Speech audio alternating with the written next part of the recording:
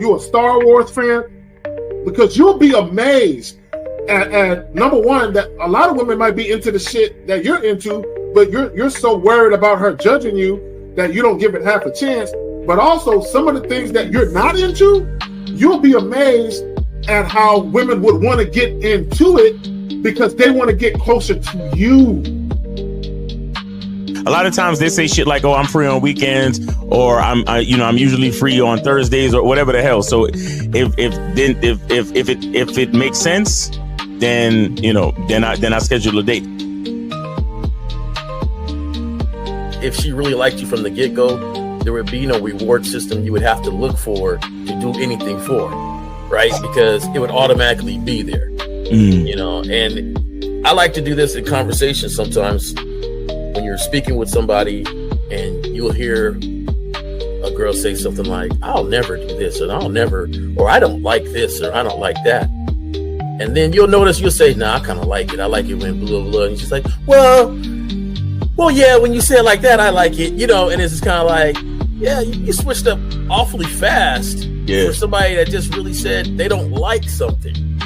And so, there's always been clues out there for fellas to understand, like, yo, if they really like you, they will change their whole political party. They're not giving her real instruction. They're not letting her know what it really is. And most dudes don't do it. Most dudes don't say what it is because they're afraid to hear no, or they're afraid to bring up sex too early and all of this and all of that. But the bottom line is this. Either, again, and somebody said it, either she's feeling you or she's not. You understand? Either she's feeling you or she's not. We got to stop all this nonsense, man. Guys are too afraid to hear no, and it's like I'd rather hear no than to waste 2, 3, 4 dates and time spent, money spent, and all this other shit just to find out that you wasn't feeling me any damn way. You see what I'm saying? But so with me, first date is cool. If you don't want to do it on the first date, no problem. You could be on your period or whatever it is. There's a lot of things that could be off on the first date, right? It doesn't matter. But second date, you gotta know what it is. For me, I like exclusive vagina to me. And that's because I don't want to catch nothing that have my later years messed up. And I like to stroke without no condom on. It feels great. No. So I like it. So you like to be hugged by the sugar walls? You like to be hugged? Yeah. I like that velvet, plush velvet. The smoothness. So, but even then, Jay Roman, I hear you.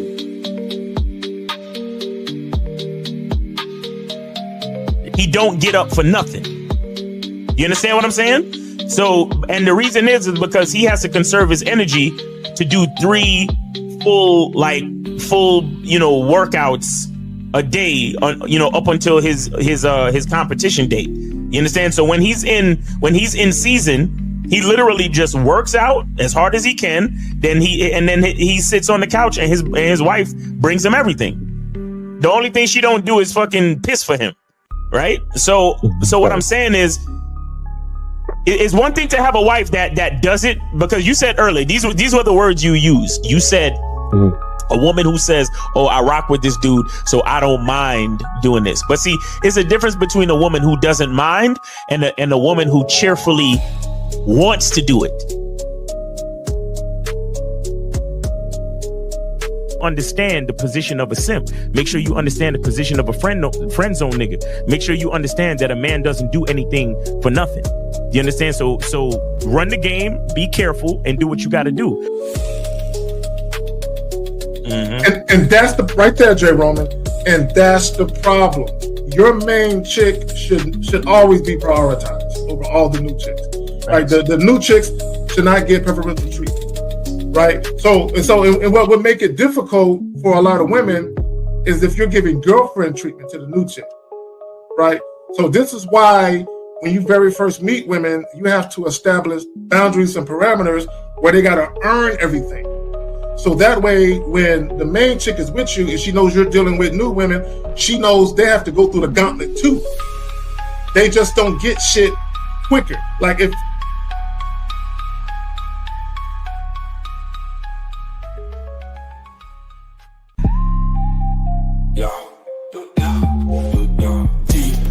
labyrinth, streets be the maze. Hosts on the mic, carry case set in the blaze. Sagging, Miles Cunham with the game so tight. J. Roman lit the torch, keeping it right. Manhood's the challenge, skill set to master. In a world moving fast, gotta move faster. Trap beat, pounding 808, shake the floor. Guided by the host, wisdom like law. Carry K drops jewels, the crowd enthralled. Words cut deep, no need for brawls. Miles Cunningham, tactic sharp like a dagger. Navigates the game, makes the haters stagger. Journey to manhood, no easy feat. Lessons from the masters, words concrete. J. Roman with the keys, opens the door. Manhood's the path, gotta crave for more. Manhood's the challenge, skill set to master. In a world moving fast, gotta move faster. Trap beat, pounding 808, shake the floor. Guided by the host, wisdom like law. Well, here I am, all by my lonesome. So, yeah, we got everybody coming, you know. They're running just a tad bit behind, but they're coming. I assure you they're coming. So shout out to the fellas. All righty. What up, Justin? Hey, what's going on, Zay? All right, we're just waiting for the rest of the fellas to fall up in here. So before we get into the show, I'm sorry, go ahead, bro. What were you saying? I was just saying, finally got a free weekend to stream. Last couple of weeks, I've been hammered. That's what's up, man. Well, appreciate you, man. Like always, appreciate you coming through. No doubt. So let me just plug the title right quick. The Price of Insecure Masculinity, How Retroactive Jealousy Ruins Men's Lives and Relationships.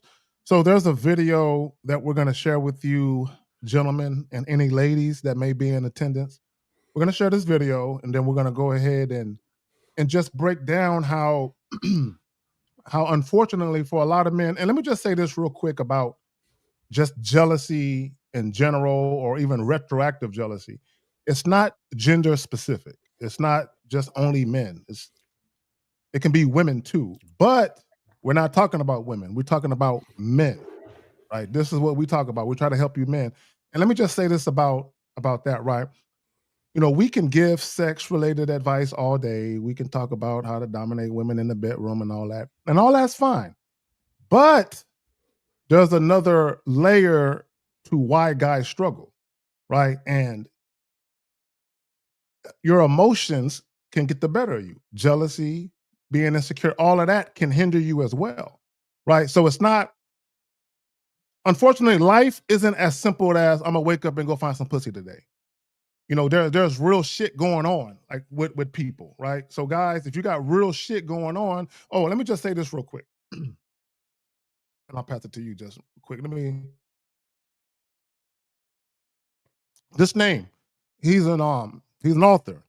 He's written a couple of books, well, a few books about retroactive jealousy and all that. Now, I've never suffered from any of that, but when I've been talking about this retroactive jealousy and all that for years. But when I first started talking about it, his name was brought to me. So for any guy that has problems with insecurity, low self-esteem issues, jealousy issues, also if your mind is being dominated or you feel like you have intrusive thoughts about what women have done and all that, fuck with this dude. You know what I'm saying? He might have a YouTube channel, I'm not sure, I don't recall. But he got some shit out there that might help you out with that. Because I'm telling you, if you want healthy relationships, a lot of what's going on with you guys, you're not gonna have it. You're just not gonna have it. All righty, real quick. Just waiting for some more fellows to fall up in here. Now, let me ask you a question, Justin. When you do your consultations, do you see that guys might have issues with insecurities, low self-esteem, jealousy issues, or they're overly concerned about what the woman may have done or what she's doing? Well, yeah, all the time. Absolutely. And there's obviously there's layers to it because, and they'll try to confront the front end issue, right? Like say she's doing something, and he's like, I don't like her doing that, and it really makes him uncomfortable, right? And hits him a certain way, and he takes it as disrespect, but really it's just his feelings are getting hurt. It just sounds more manly to say that was disrespectful, but so his feelings are getting hurt because she wants to do like a girls' weekends, like in the Adirondacks or something. She wants to go like to a cabin with her friends. There's something, and he feels a certain way. He's jealous. He's afraid some other guys are going to be involved, and they just want to deal with the front end. So they're like, hey, Justin, how do I wrestle this situation to my benefit? And make basically he's asking, how do I feel more emotionally safe? Like, what can I do so I can feel more emotionally safe in the situation? And it's like, okay, cool. Like, I see that. I understand that's what you want to do. Right. And I can give you some tips on how to direct the situation if you want, but let's dig a little bit deeper. Let's first do that. And so we just start digging. We start just taking off layers, and you get to the root of the problem. And the root of the problem with these guys is typically has nothing to do with the woman, like the one that's in front of him. It's something from his past, a previous woman who really hurt him, or like some kind of mother wound, or something to do with his family, some sort of sexual thing. There's always something deeper. Not always, but more often than not, there's something deeper going on. And you deal with that, then you're just like, oh, like whatever. It's just some girl. She's wanted doing her thing. All right, like whatever. It's these emotional attachments due to the shit in your past that causes these problems. And we're gonna talk about all that today. Just wait for Miles to fall through. He will be here any minute now. Jay Roman, what's good with you, my brother? What's going on? What's up, Mr. J. Justin, Roman? what's going on? Zach, what's going on, man? How everybody doing today? Very well, thank you. I love that question, by the way. People ask me all the time, early in the morning when I'm at work, how you doing? And I say, I'm great. The amount of people I see in the morning that are already sour-faced, it baffles me. Why'd they get up like that? Yeah, like, come on, like you didn't go to sleep pleasant? Like, come on, let's wake up. Let's have a good day. I woke up breathing. The day is mine from that point on. There's nothing. It's all about me and what I take of this day. That's right. And, that's a nice attitude to have. Yes, it is, old lady. You've been living a long time. You still haven't tell me figured it out. You ain't figured that out yet? Real quick, shout out to Duke Lux for the Norwegian Chrome for the 20. Appreciate you. I'm gonna give me some more espresso from Colombia. You know what I'm saying? Appreciate that.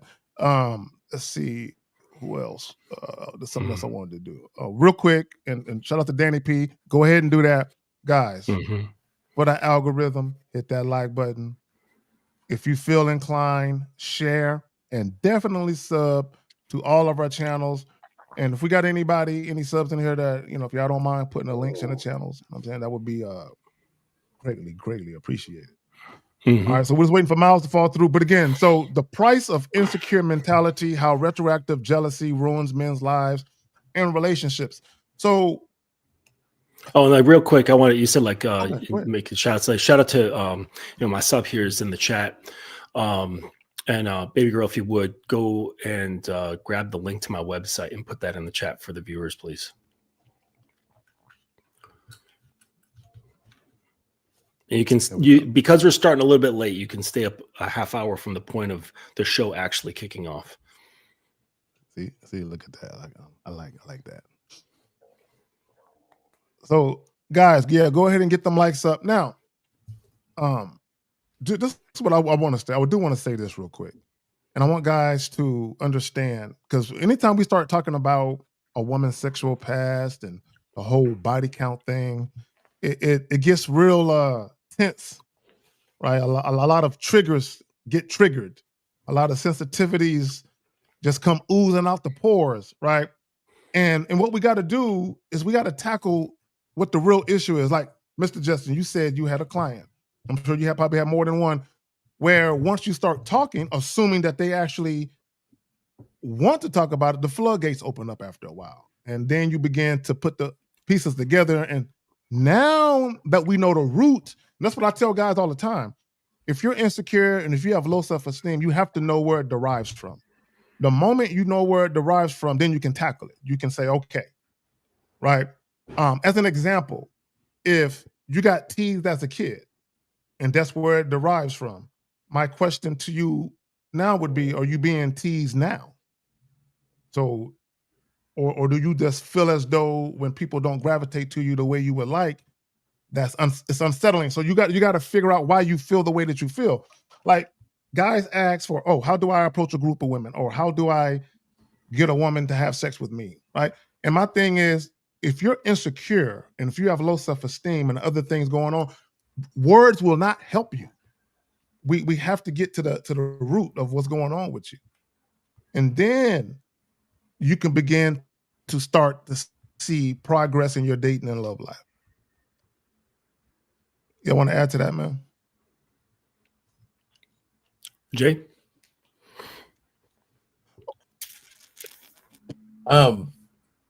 It's funny that you always say start from the, what initially has brought you to whatever behavior you have. And a lot of times when I talk to people, I don't care personally, because at some point when you become aware of it, actions have to start taking place to correct it. And I think that a lot of times these individuals, they know exactly where it came from. Mm-hmm. They've been dealing with it their whole lives. The thing is that they are lazy-minded and don't want to actually change because they don't have enough energy because they've been putting themselves down so much to actually do the actions behind changing. And I think to me, the more people that I talk to and, have these little counseling sessions with, it's more of, what to do, your thoughts, because you grew up with everything's behind what's going on. Now it's time to take action. And I think that's a big step for them, and I like the way you broke it down because, it's a lot of times it happened a long time ago. But my thing is, hey, you become aware of it now.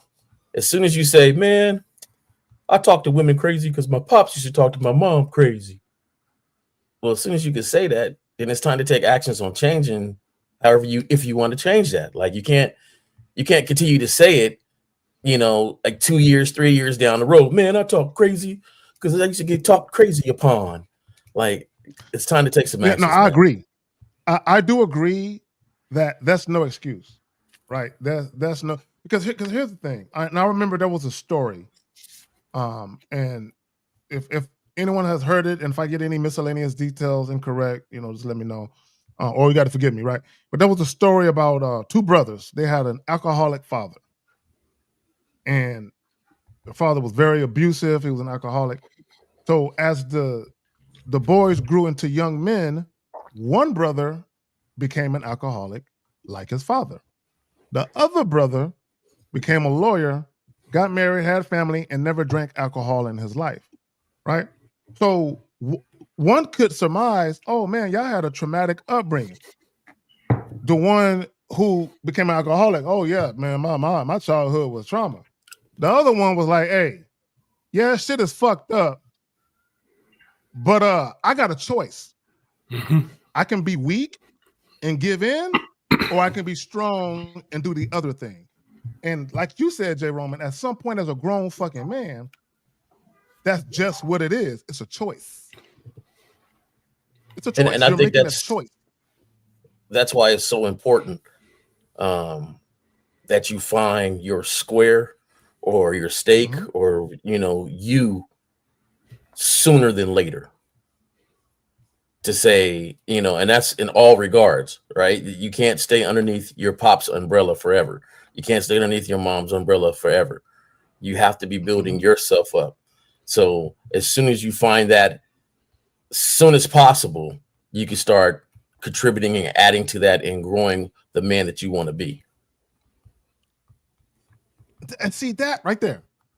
And guys, every guy that's listening right now and any guy that's going to catch the replay, the man. And that's what we're talking about.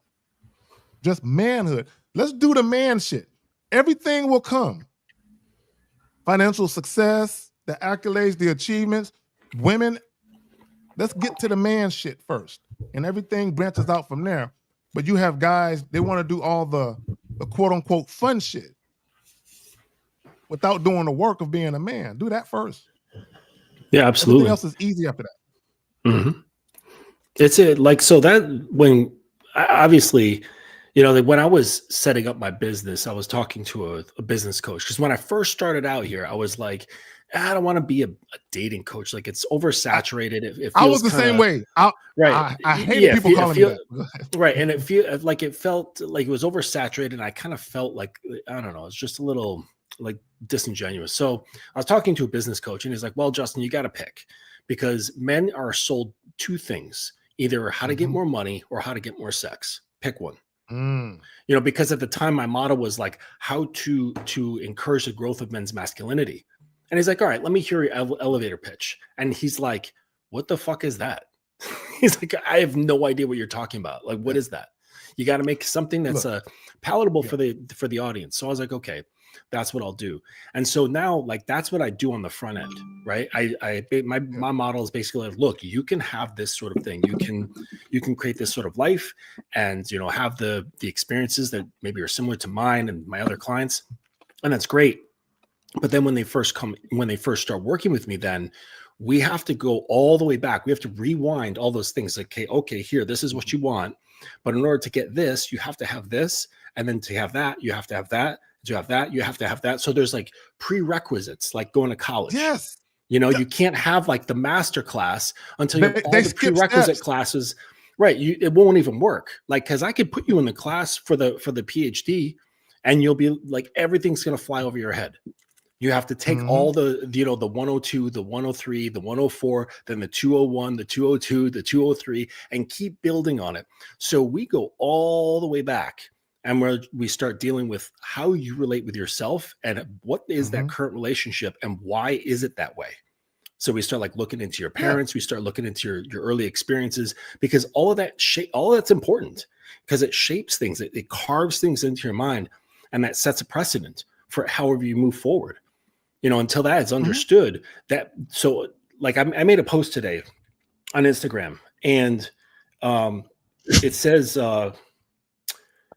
what is it? It was a story. It says, he who fears his shadow will serve it. He who studies it commands it. So if you don't know where you've been, even if it's a rocky past, even if it's a totally fucked up past, like some of my dudes, they were absolutely straight up abused by their mothers and fathers, abused, like locked in the closet under the stairs for hours. Mr. Justin, like real quick, can you pause that real quick? Yeah, real quick. No, I'm gonna let you continue. You said something very important, and I would be remiss if I don't connect it to the show.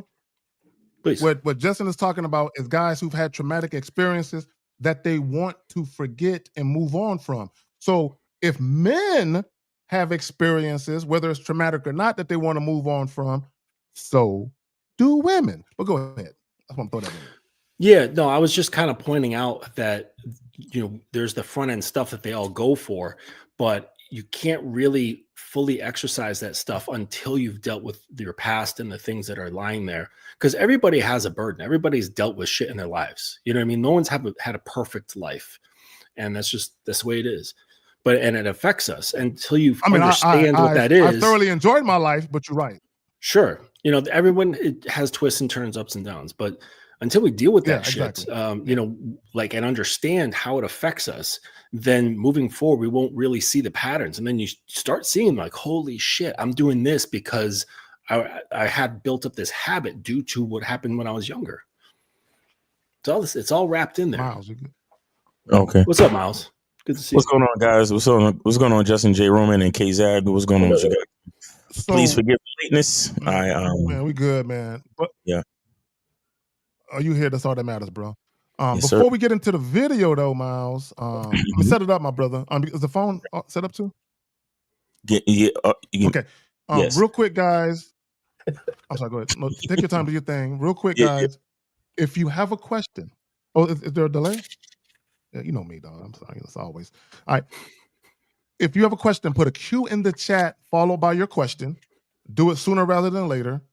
and I'm mad as hell because ESPN is gone from YouTube TV, so I can't watch my fucking Hurricanes play today. Oh, I'm pissed. So guys, I'm agitated. I'm triggered. I'm emotional as hell. I was telling my son, I was like, I'm more upset about this than when me and your mother got divorced.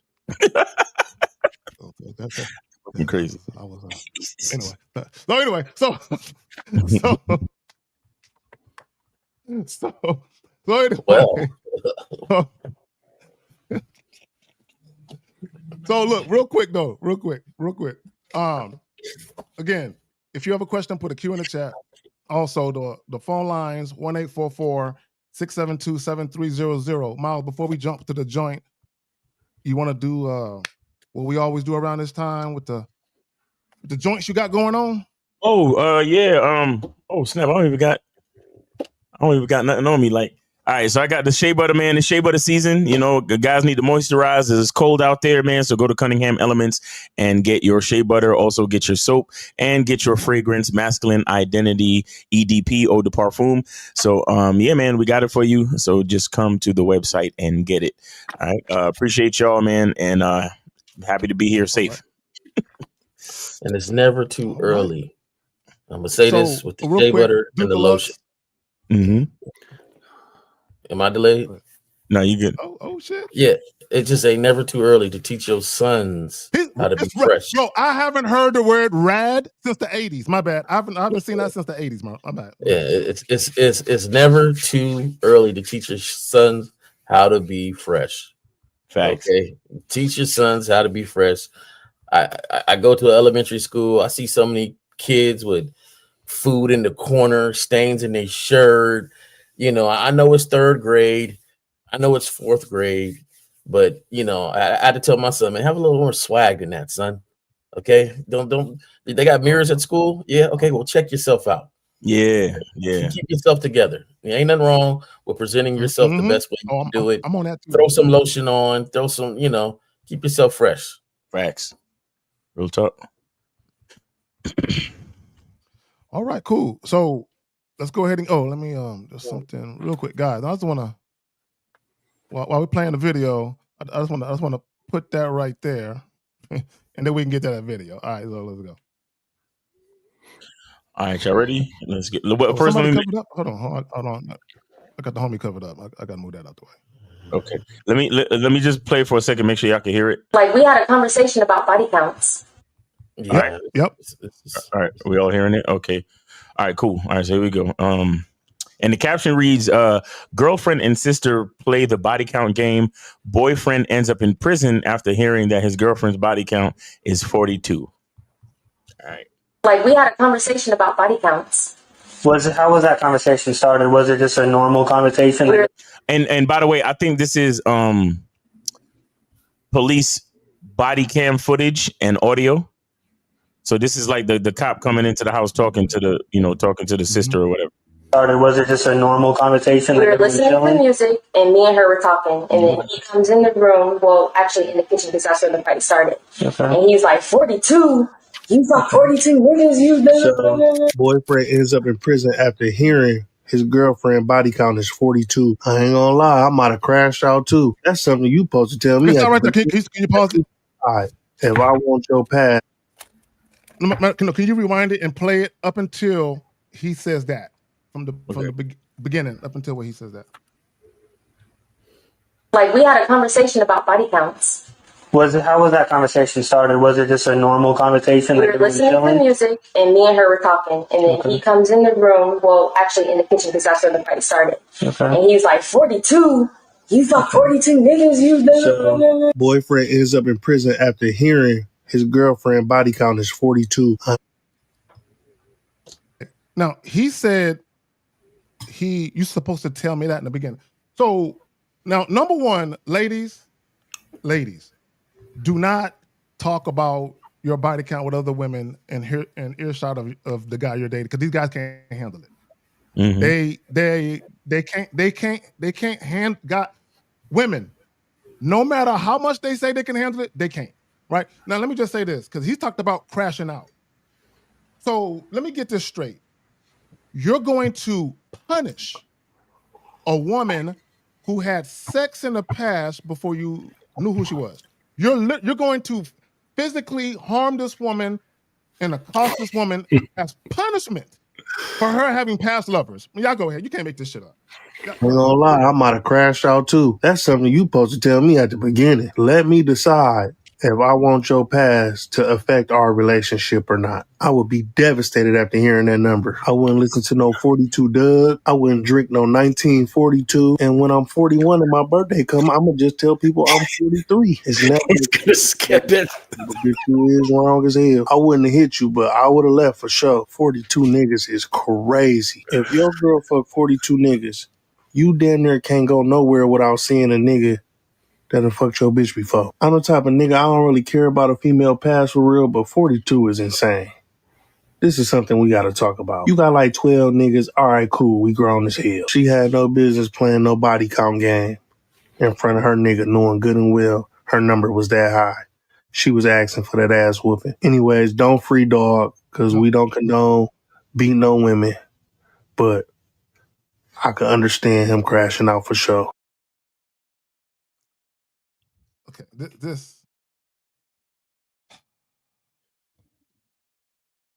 Fuck it, I'll go first. Okay, first, again, ladies, they can't handle it. Guys, and here's the thing. This notion that, oh, you should have told me that. Okay, cool. Let's do that. So for all the guys that think and believe that women should automatically tell you the real amount of guys they had sex with. So for all you guys that ever put your hands on a woman, lied to a woman, or cheated on a woman, you should just tell women that up front too. I mean, since everybody because you can't have it both ways, bro. You can't say you should automatically just tell me about your past, the same shit that you know I might judge you for and look down upon you for. You should just tell me that information up front. Mm-hmm. My thing is, okay, you do the same thing. Hey, by the way, my last girlfriend, yeah, I used to, whoop on her. I lied to her a lot. I mean, I fucked her sister. I mean, but that used to be me. I mean, it was 8 months ago, but I changed. I mean, tell women that. Go ahead, man. Y'all got it. I want to say too that there was other videos associated with this where they had the woman was in the hospital, like they showed you the woman in the hospital, like she was all messed up, bro. Like she was bandaged up. Yeah, she was in the hospital bed, fucked up. So that's that. Look, I don't know. That type of information is irrelevant to me. That type of information is irrelevant. Again, for me, as long as the fit is right, as long as the chemistry makes sense, as long as what we got going on makes sense, I really don't understand why dudes really let that stuff fuck with them. And this guy is basically advocating like she was asking for that ass whooping, and I would have crashed out too. Like, that's crazy work, because bro. Of her past? That's crazy work. Let me just say this real quick. Oh, my bad, Miles. Go ahead. No, go ahead. No, because here's the thing. My thing is this, and even if she was, cheating, I still don't condone. Just leave the relationship. But he did it over some shit that happened before. So my thing is, if you guys have enjoyable sex now, if she's never betrayed you or you never suspected her of doing anything foul, she has always been respectful to you, done what you've asked, you're literally gonna let that fuck up this nigga's in prison. This is how dumb guys are. You're gonna throw away your life because she had 42 penises in her? And guys like, I can't take it. Bro, guys, women have sex. And this is, look, guys, this is y'all's fault though, because y'all want to believe that women are these super angelic creatures and they don't like sex and they have to meet a man and they got to be super special. Y'all have been lied to. You've been lied to. It's just not true. Y'all got it, man. Yeah, it's concerning when guys act like this. What I've listened to, and I've heard this people speaking live on this sort of thing. I spend a lot of time in Clubhouse, just mostly listening to people, like guys, talk about this sort of stuff, and I hear jealousy. That's what I hear. I hear envy. They're like if they could kind of like magic genie snap themselves into the body of a woman for a day, they would fuck like crazy. That's what they would do. They would be like, holy shit, I finally have all the opportunity that I wish I had as a man. Right. And I think that's what they want. I think they come, and this also comes from a mindset of comparing oneself to women. Okay. Right. Ooh, and I'm the glad funny you thing said is that they don't, another thing they don't get is that the perceived options, right? They're not actually options, because there's like 100 men, right? Well, 100 males that they could have sex with, they could get into a relationship with, or they could marry. There's only like maybe one out of those who's like actually a grounded man who knows what the fuck he's doing. You know what I'm saying? And she's looking for those. And the guy's like, oh my gosh, there's so many guys that want you. You're so lucky. Yeah, but they're mostly fucking duds. They're mostly guys like that who would beat a woman's ass because she's been with guys before in the past. You know, he's insecure, he's weak. Anything that she does, says, or thinks can throw him off of his square because his square is made of fucking cooked oatmeal. Right. Real quick, Justin, I'm glad you said that, because a lot of guys, they'll say shit like, man, she has all these options. Women really don't like their options. Yeah, they don't have, it's women just really don't. options. If you, it's perceived. Yeah, women have a lot of guys offering dick, right? But if you talk to most women, they're not sexually attracted to the majority of the men they encounter, right? So what happens if the men that they are sexually attracted to, let's say they start having sex with those men, but those men don't want to date them seriously. Those women, they still want to be dated. Okay, they still want non-sexual intimacy, affection, and all that. So what happens is some of these guys who aren't all that sexually appealing come along, and guess what? That's where she gets it from. She gets it from you. So if you talk to women, when it comes to the man they are the most physically, sexually attracted to, who has his shit together, and he actually knows what he's doing, ask women how many times they come across that man in a month. Because it ain't once. It's not even once. So, like you said, Justin, perceived options. Perceived options. Sexual options for a woman aren't real options. Right. Okay. Only a man who wants to seriously date her, that she also wants to seriously date, is a real option for a woman. All that other casual shit, those are not real options for women. See, guys, they're real options for you because you're not used to women fucking with you. So for you, it would be a big deal for you. For women, it's like, another guy who wants to fuck me. Wow. That's what it looks like for a lot of women. So he said, on the rest of this story, the reason why he beat her down was because when they got together, she said her number was 10. Okay. I'm just messing around. No, I didn't hear that. Overheard her. Okay. I mean, I for the cats that's out there, it's like, oh, that changes everything. No, it don't. It don't change nothing, and you're not listening. So I just wanted to shock y'all a little bit. You know, really hear the information that is said. Right. Number one, this dude went to jail for a conversation. He affected his whole life for a conversation for a woman he could have left if he didn't like it. But nah, he decided to get upset, super upset, put his hands on this lady because of a number he had no control of. None whatsoever. That is a dumb dude, a dumb situation. Do you really think that he was her first choice? Couldn't have been. Not with no dude like that, right? So my thing is, like, fellas, and then another thing is, if it was so important for him, why didn't he ask the question earlier? So he could know. If it was so important that it would drive me to insanity to beat on you, wouldn't you want to know that information earlier? So that tells me right then you were never leading in any of the conversations, period. You were in the back seat and you heard something back there, and now you coming up and beating your woman. Now you in jail. That's a little ridiculous. Like, come on, fellas. This is the type of stuff that you hear out there where people like, even dude, I don't condone it. Like, we don't want to free him, but I kind of understand. I don't understand at all. Not one bit of me understands why you putting your hand on this lady for a number. I don't understand it at all. So for you that said, that kind of changes it. Oh, so she had 30 other ones while she was with him. So come on, man. That don't change nothing. Just leave. And Jay Roman, my thing is, she is with you right now. She's with you right now. And again, I asked the question. If y'all have a great relationship, what's the fucking issue? And here's the thing, because I got into a little back and forth on Facebook about this. Because this guy was bringing up the body count shit. And basically he was trying to tell me, oh, if you don't ask about a woman's body count, then you just like fucking hoes, right? This is what he said to me, right? And I said, okay, I said, bet. I said, I got you. And I said, you just an insecure motherfucker. And I said, let me tell you how I know you are.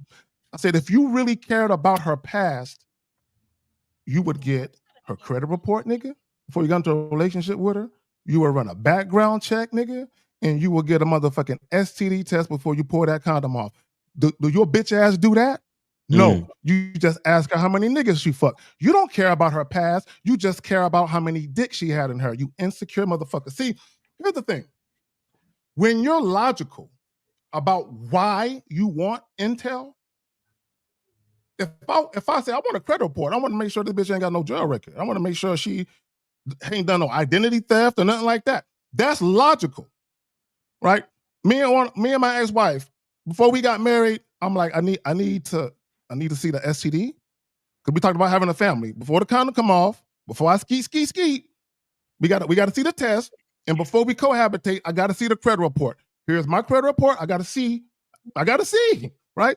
So I'm doing that. Like I want to see paperwork. I'm not just asking bitches insecure questions. So how many niggas you fuck? Have you ever had a train ran on you? See, questions like that are not logical questions. These are I'm insecure about some shit questions. But yeah, I was gonna say the addition you made to the story, Jay, about her saying when they got together, she only had 10. So that's something that I was thinking about the entire time, because I'm a firm believer that women only reflect and enhance, right? And what we need to understand about this whole body count like situation is that what men don't realize is that if women lie, they're lying because they're trying to uphold a vision of female chastity that men have created. You understand? Like men created this whole thing of, the purity and the virgin and the this and the that. And so women would feel the need to lie about that shit. That's why most women don't answer that question. You understand?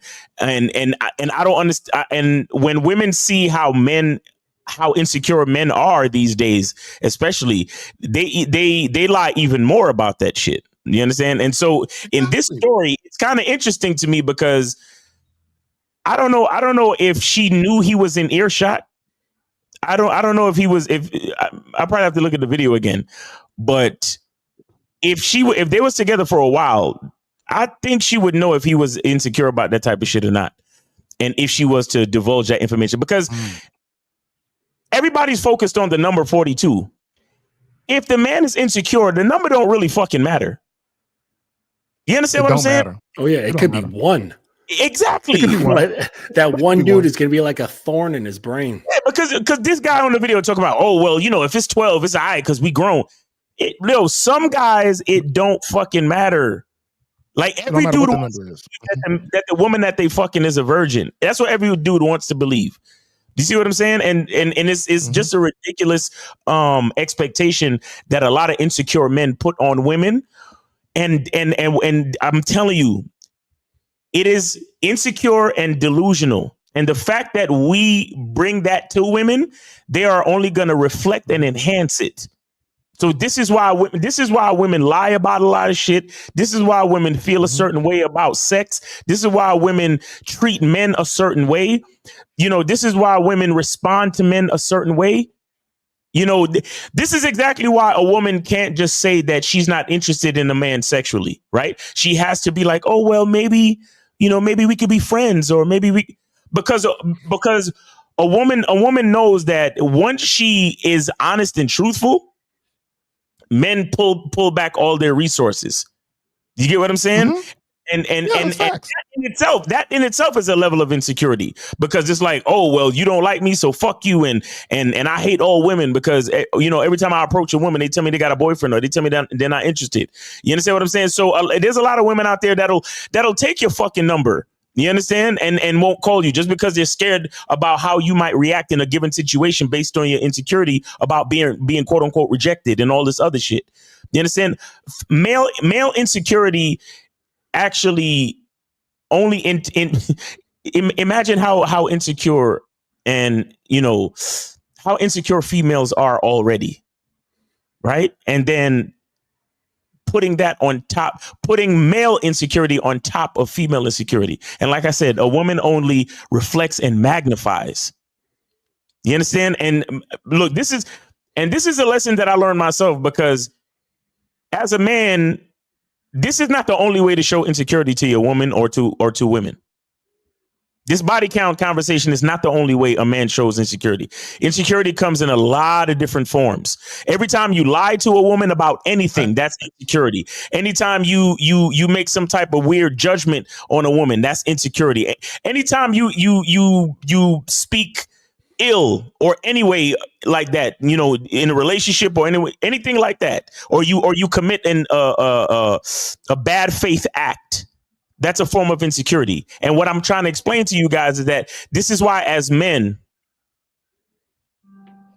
I'm gonna say it like this: the reason why I created the masculine identity is because I'm the first fucking student of my school. Do you understand what I'm saying? That's the reason why I created the masculine identity. I am the first student of my school, because what I've learned over the years is that just even the littlest fucking thing you do as a man, and that could be considered a mistake. Yo, women, they take that shit and they fucking magnify it. And then, so when we look at women and these bitches are crazy, and why are women so insecure, and why are women this, and why are women that? Trust me, it's something that a man or you have done with or to that woman that bro, you know how fucked up this woman is going to be now? Imagine she had what she considered was a regular casual conversation with her sister or whatever, and her fucking boyfriend put her in the goddamn hospital and went to prison. Do you know what type of trauma that's going to be for the rest of her fucking life? She's never going to be honest to another man again. And then real quick, I'm gonna just end it here. And then what do you have? Okay, every man calling women lying ass bitches. And now you know why they gotta lie. And real quick, shout out to Duke Lux for the $100 Norwegian Chrome, a coffee or two. I'm gonna get 3, bro. I'm gonna stretch it. That's what I do. So real quick, right? And this is what guys. Okay, what are we talking about? The price of insecure masculinity, how retroactive jealousy ruins men's lives and relationships. Real quick, guys, the call-in number is 1-844-672-7300. If you have a question, put a Q in the chat, followed by your question, right? So, let me say this. I want guys to understand. And call in too, guys. Shows up. And yeah, call in ASAP. Like we're not gonna be here all day. So how it usually shows up, guys, when we talk about retroactive jealousy or just being insecure, obsessing over a partner's past, right? Over, her or his, because women can be jealous too, or relationships, right? Meaning you're always asking, so how long were y'all together? So how long did y'all fuck? How many times y'all fuck a week? Bro, I've known guys who would ask chicks questions like that. Like, how many times were y'all fucking a week? And I'm like, bro, those are insecure questions. Comparing yourself to those people, feeling threatened by memories, photos, or old messages. Bro, I had an ex that was jealous over a picture of the mother of my oldest 2 children. I wasn't even in the picture. She was in the picture with the 2 kids. And I'm looking at her like, oh, I can't fuck with this bitch. You jealous over this picture, bitch? That I'm not even in, bitch? Right?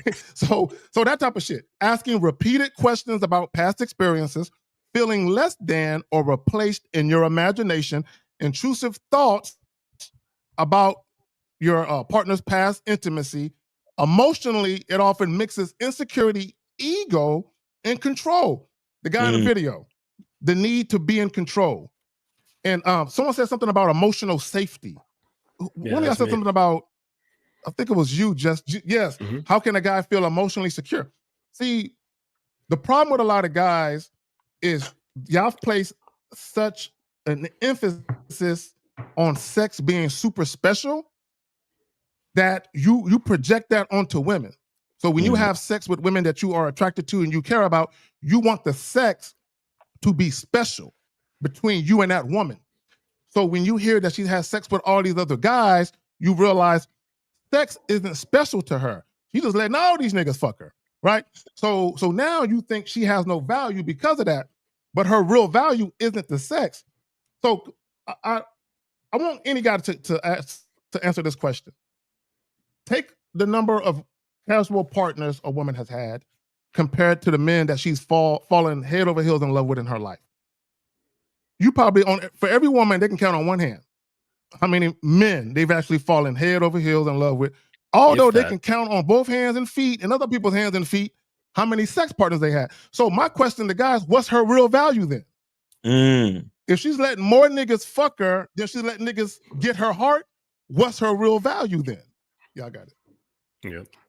I'm come at it a little bit different. You said something earlier in our show when we talked about trauma and how that women have trauma too.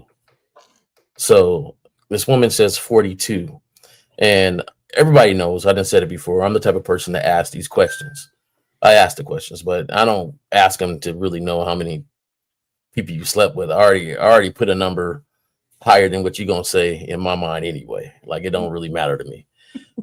What matters is your mentality, and what matters is, are you mature enough to have these conversations openly?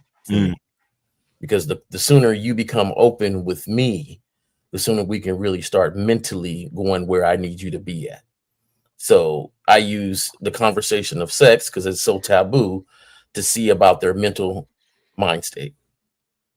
I don't know how old this young lady is or this lady is, but when he heard 42, and if it bothered him, what better opportunity to ask her about her mind state when it came to this number? Because women have trauma too, and they handle it differently.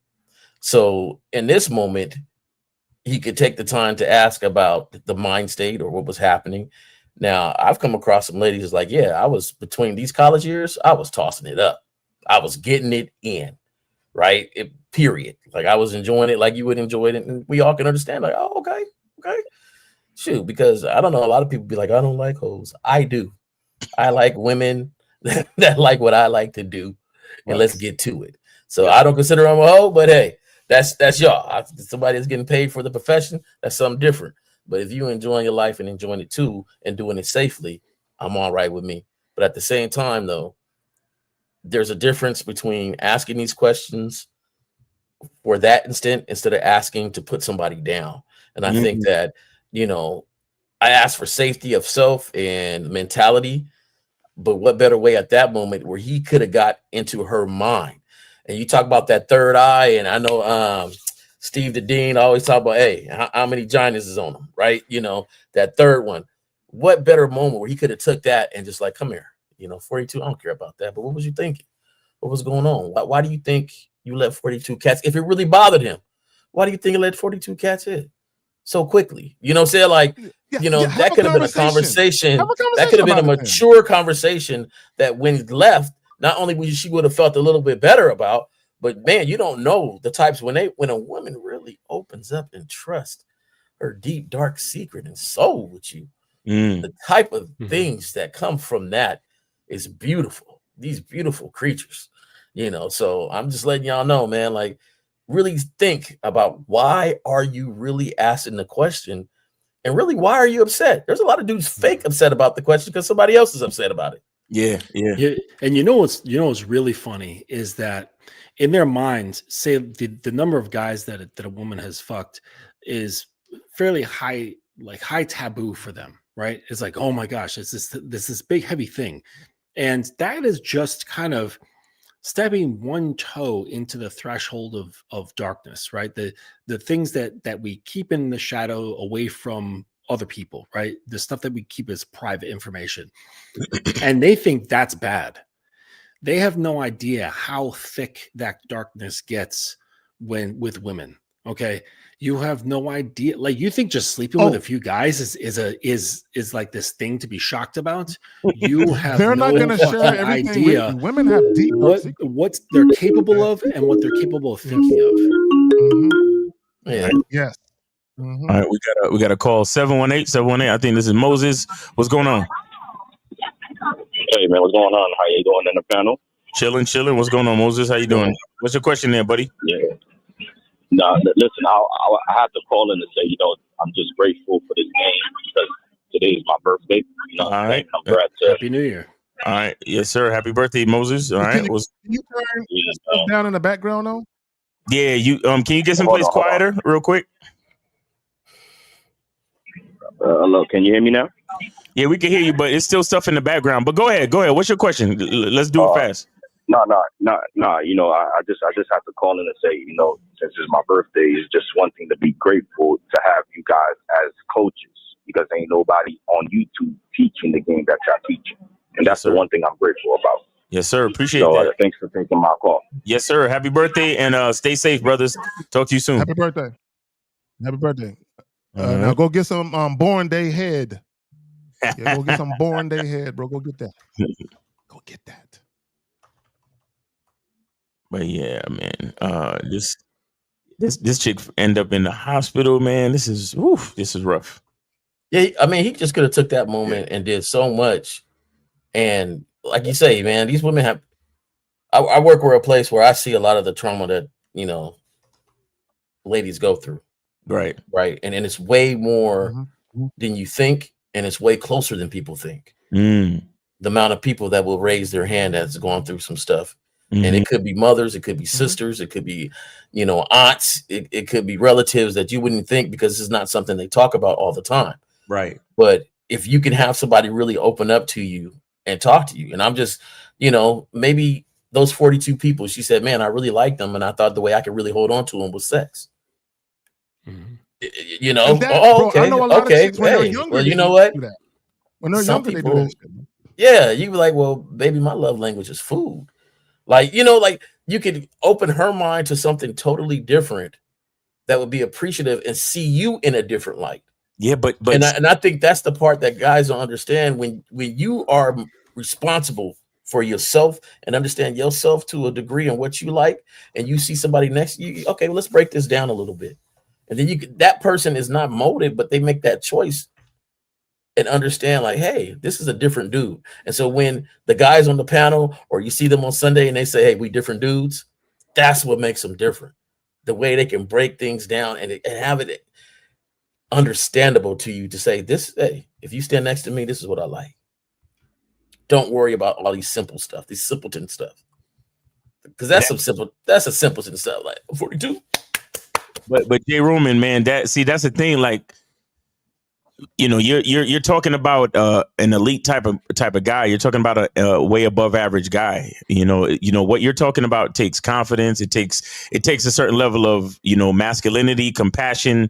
It takes mouth game. It takes practice. It takes a lot that the average guy doesn't possess. This is what the average guy does.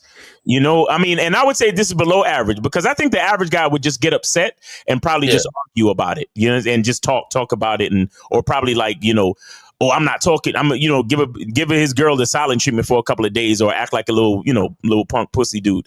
But this is way below average because he actually put his hands on her to the point where she's in the hospital and he's in prison. So way below average. You get what I'm saying? But what you're talking about is the type of stuff that we try to embody, and we also try to teach our clients. So it's an elite group of men that's really going to see that as an opportunity, right? And this is why in a masculine identity, I talk about gratitude so much and being able to see things as opportunities as opposed to, unfortunate events or whatever. The average dude is going to look at it like, oh, she fucked this amount of dudes. Oh, this is fucked up. And like the dude said in the video, if she fucked 42 dudes, that means you can't go nowhere. Fucked. It's like, really, bro? Like, you really think like that? Like, bro, it's crazy. And my thing is this. we have real quick. We have no idea where those guys live at, where they're from, when it was, how long ago it was, and my thing is this: nobody's paying attention. Nigga, you're not even a blip on the radar. A lot of guys think they're more special than what they are. Like everybody's paying attention to your lowly ass. Like nobody cares about your life, bro. They got their own shit. Right now, let me also say this, and this is just what I've noticed in my own personal experiences. I could care less about a woman's sexual past. However, I love talking about mine to women. I do. I have no problem telling women, "Oh yeah, girl, I have threesomes. I have no problem talking about my shit." So what I've noticed is that when I talk about my shit, the floodgates open up, and women tell me a lot of shit. I've had multiple women tell me shit like married women who they cheated with they husband's brother. Right? I have multiple women tell me that shit. I had one chick tell me that she let her best friend's daddy eat her out in a hotel. All kinds of shit. Right? So, but most guys will never hear that because women are looking at them like, I don't know if I can tell you that. But women look at me like, I can tell Carrie that because I come out talking about my shit. Right? I'm not ashamed. I show no shame. I've even told women, bro, and I'm not recommending this. I've even told women, yeah, I've cheated before. And guess what? These women still wanted to be in a relationship and to be married. Multiple women. After I told them, yeah, I cheated when I was younger. Yeah, I was a cheating motherfucker. Just like that. And they still wanted to get with me. But go ahead. I told him I cheated on every person I've ever been with. Moses, and they still want to fuck with me. And they still there. They still want to be there. Hello, can you hear me now? It's much better. Can you hear me now? Yeah, we can hear you. Go ahead. Yeah. I'm pretty. Like I said, it was my birthday today, and one thing about every day when it's my birthday is something to be grateful about. There's people that didn't wake up this morning, but I was able to. Facts. And that's one thing I'm grateful about. I'm grateful for the game, and grateful for, even though I'm gonna be real bold here. Like every chick I had on my roster, they fell off. So right now I'm down to 0 bitches. You understand? And I'm not scared to say it. I said it. That's right. It happens. But guess what? I'm grateful. I'm grateful to go out and approach more women right now. Right. So that's one thing to be grateful about. My birthday. So thanks for taking my call, and I'm also grateful for my guys that coaches. Because there ain't too many guys on YouTube preaching the game that you preaching. Facts. All right. Appreciate you, Moses. Thanks for taking my call, man. Sorry Moses, hold on, Moses, before you go. Moses, before you go, hold on. You there? You still there? He's still there. You still there? He's still there. Yeah, you know how they be wearing all them little dollars on them and shit for their birthday? Yeah, you should have like a t-shirt that says $1 or a kiss. You know what I'm saying? For the women. $1 or a kiss. You know what I'm saying? It's my birthday. Yeah. All right, Moses. You said be bold. Right. Yep. All right, guys, call in. All right, cool. 844-672-7300. 844-672-7300. Go ahead and call in, guys. If y'all don't call in and we run out of questions, we will end the show early because it is what it is. So make sure y'all call in. Let's get it. Exactly. And I'm still irritated that I can't see my Hurricanes play. So I feel some kind of way. All right. Unless a woman is a porn star, unless she's a sex worker, unless she's straight up honest, a guy will never know her body counts or white hair. In fact, I want a woman with experience. Thoughts? Well, here's my thing. And shout out to 50 because 50 and I agree. Now, this was my previous thoughts. You know what I'm saying? Because now I don't do the monogamy thing, the marriage thing. I done tried that. I'm done with that. The cohabitation shit. Miles, I'm on your shit. I'm not living with no chick. Four chicks. That's enough. I've done all that. I've done the nuclear family, picking up kids from school and driving. No, nigga. You know what I'm saying? But anyway, I pick them up, but I don't drop them off, right? But my point is this: if you're the type of guy where you believe in monogamy and social exclusivity, my thing is, if she's not on video anywhere where everybody is seeing it, why there's no proof? There's nothing. You know what I'm saying? So what you guys need to stop doing is taking women's word for. Guys, don't believe women. And it's not to say that they're lying to you, although they could be. Don't believe women. Just don't believe them. At the end of the day, Miles, and you say it all the time, when you guys have sex, is the fit right? Does it fit snug like you like it? Does she respond to your touch? Does she respond to you sexually like you like? If she does, what's the fucking problem? Does she respect you? Yeah, and that's the most important thing right there. Does she respect you? Yep. Because, yo, man, if guys, if a chick is doing exactly what you need her to do, she's reliable, dependable, consistent, and she got your back, and y'all have great, enjoyable sex, and she respects you, what's the problem? There is none. Why would you be upset at her past? I think guys really have like a hero thing going on. Like they want to feel like that they're the only one to have sex with her, to show her something, to show her the world, to show her about a man, and that sort of stuff. So then when it gets revealed that she has experience with the world, she has experience with men, she's got experience with sex, that he doesn't stand out. Right. And this is, I think, one of the main reasons why guys would prefer a low body count or even a virgin. Okay. Because she doesn't know any better. She can't compare. She has no palate. You know what I'm saying? Like you go to like a foodie, they've got a well-developed palate. They know the difference between what they like and don't like. A 3-star Michelin and a 4-star Michelin. They know the difference, just by tasting it and smelling it just a little bit. And they don't want that. They don't want a woman who's got a developed palate, because then she'll know whether he knows what he's doing or not. I think that's really what their main concern is, and then they'll back it up they'll cover it with like a plausible excuse. And they'll say, well, she's going to bring a lot of trauma because she's had a lot of partners. A girl who has less experience with men is likely to have less trauma. And, I could agree with that to some degree. I've been with women who have had only one guy versus women who've had many guys. And yeah, there is that chance, but it's not a guarantee. And it still doesn't guarantee that she's going to like you, respect you, and want to fuck you. Thanks. So a couple of things. So you can have a woman who's had a low count, and the reason why her count is low is because something happened when she was a kid, and she doesn't like to be touched.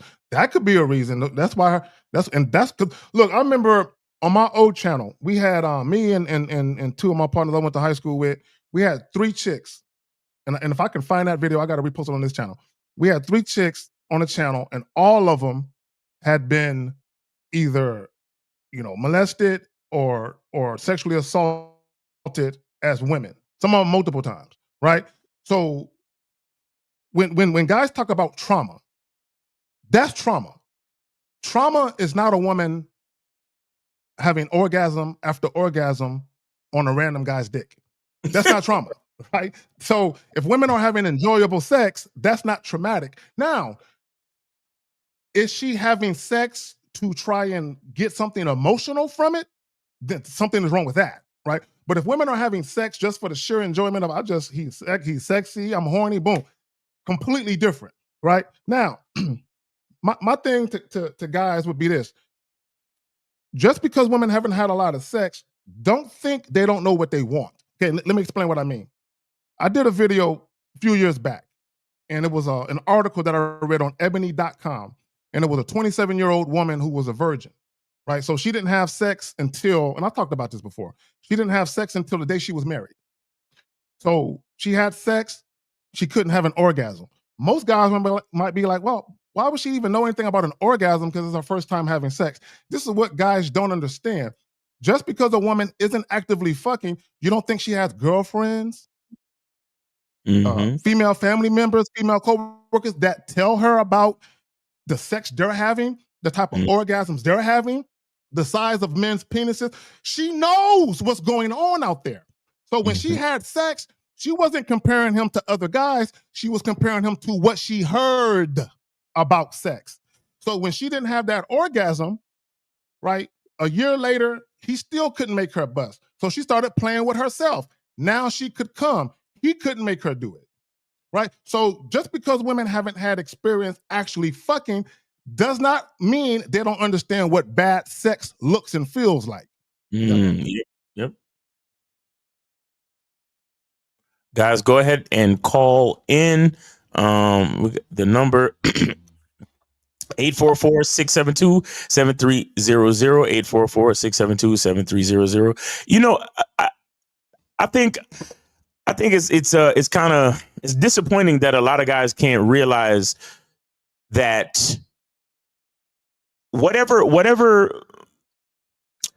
you're dating now, right? Whatever you're experiencing with and from a person right now is a sum total of the experiences that they've had in their life, right? So my only question is the sex good between you and I? That's my only question. Yes. I would never ask body, because body count, experiences, how many guys, how many orgies, how many this, how many that. All I need to know, if I do have a question, is like somebody mentioned before, we get the STD panel, and then then the next thing is the sex good between you and I? Those are the only two things I need to know. Because from there we could do anything. From there we could do anything, because number one, we're healthy, and number two, the chemistry between us is perfect. And like I'm saying, if I am grateful for the chemistry between us, and I am grateful for the healthy like physical sex that we actually have, then I have to be grateful for all your experiences that brought you here. Remember what's his name? Exhibit song. Exhibit had a song that, you started naming off all these names, and he goes, those experiences makes this better. Because all these experiences. I do want to add, though, there are levels to asking depending on where the relationship is going. Right. So, you're not going to sit down and be like, hey, let me, here's the light. Let me shine it on you, and let me answer all these questions I got. That's not it on day one or nothing. But if you see yourself progressing, you got to ask some questions for that. I never forget this young lady told me, she said, hey, because we had this conversation and I was open and she was open. And she says, okay, well, yeah, that's a lot for me to take. Just don't have me in a room without telling me if there's somebody in the room. And I'm like, why? Like, why does it matter? And she goes, well, I just don't want to be friends with anybody that I know y'all got some sort of history with. And so we was in a room, and I was like, okay, that person, and that person, that person, and that person. And she turns to me, she goes, oh, you were a slower. Right. And I was like, yeah, I had a good time. I enjoyed it. Did it change our relationship? Not at all. Right. Not one bit. And I say that because, like, you have to understand that the capacity of these ladies and the things they have done, if you're able to get them open to know and to enjoy your interaction, is way more better than sitting there just judging and doing these, oh, you this, you're that. I can't believe you did this. You sure you can't believe it? Because you did it with somebody. Right. and that person is with somebody. Jay Roman on some real shit. Jay Roman on some real shit. Okay, and this is just something that was told to me. Sometimes, once a woman, in conjunction with the fact that y'all have great sexual chemistry and you doing whatever you're doing in bed with her, in conjunction with the fact that, like you said, you point out, she can see why. Because of what you do to her, she can see why. And low key, sometimes that kind of turns them on a little bit, because they wonder what it's like for you. Like, does he do that to them, what he do to me? I would like to see that. Not like I would really like to see it, but almost on some fantasy type shit. Because I've had a woman tell me one time, I would like to be a fly on the wall if you fucking other chick like you fucking me. That kind of shit. So sometimes that pop up too. Yep. I used to know somebody that liked to be the fly on the wall. You know, this conversation. It was very interesting. This conversation, I think it has a lot to do with a lot of guys' issues with dating single mothers, right? Because when a woman especially when a woman has multiple baby fathers. It's like the guy is already counting. He's like, well, I know for sure at least one.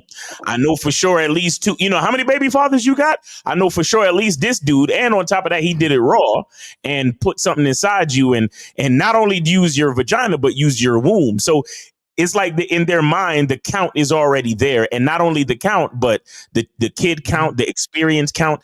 And again, my thing, look, I have to appreciate things about, like, if I say that I like somebody, if I say that I enjoy I enjoy someone's company, I have to appreciate what they've been through. I have to appreciate what they've been through. And it's just disappointing that so many dudes look at a person's experiences and then automatically count them as a negative. So much so that you would allow that negative perception to have a negative effect on your life. So critically. Like, this is really bad, guys. Like, to end up in jail as a result of this, like, he damn near killed. He damn near killed. Made a different decision. Yeah, it's crazy, man. And that ties into something that I always add. Let me add this. Go ahead. Hold on, real quick, Justin. Real quick, my bad. Real quick, let me add this. Let me just add this, and I'll pass it to you because I know there's a delay, so we're kind of talking over each other. Let me add this real quick. For guys that don't know, if you have an assault like that on your record, that can adversely affect you getting a job, renting apartments. Bro, you fucked up your life. Go ahead. It's intent to murder with a great bodily harm. Yeah. Like that's not a little thing. Right. No, not at all. So I was there's something that I tell my guys, and there's this famous quote that's often attributed to Oscar Wilde, but he never said it. It was a playwright, but I keep forgetting his name, where the person said, everything's about sex except sex, and sex is about power. And so when guys are having sex, they're actually having an emotional, they're exercising an emotional thing. Right? They're not just having sex purely from an objective physical standpoint, right? They're almost always involving their emotions. And this is where they get caught up because they have the shit that I was kind of like mentioning before, the insecurities and stuff and the ties into like what this means for them. So there's like this emotional meaning behind it. So that if they get denied sex, it really fucking hurts their feelings. They get pissed off. They feel rejected. They feel like trash, and then they can lash out, right? Or if they get dumped and she's like, hey, I don't want to be with you. I want to be with that guy over there. That says something like, oh, I'm not good enough, right? My sex wasn't good enough. And that's where his connection lies. They have the sex and this is their opportunity to feel of value, right? And then when that's felt valueless, it kind of crumbles their identity, which is already weak. You know what I'm saying? And something was coming in like into my head, when someone hears a number, right? Like I wonder, like, why keep her around? Okay. To talk about, oh, you had 42 or you had 12 or you had 60, 65, whatever. They want to sit around and like butt heads and further interrogate the woman. Why not just, if that bothers you and that's against one of your codes, just leave, just cut it off. Yeah. At that moment, say, oh, you know what? That sucks because that's really not in alignment with what I care about, with my values. I'm going to have to leave you where I found you. Right. And that's it. But they don't. They stick around to kind of churn that shit. They stir the shit pot, but for no reason. You know what I'm saying? So that makes me think that there's other things happening, like behind the curtain. You know what I'm saying?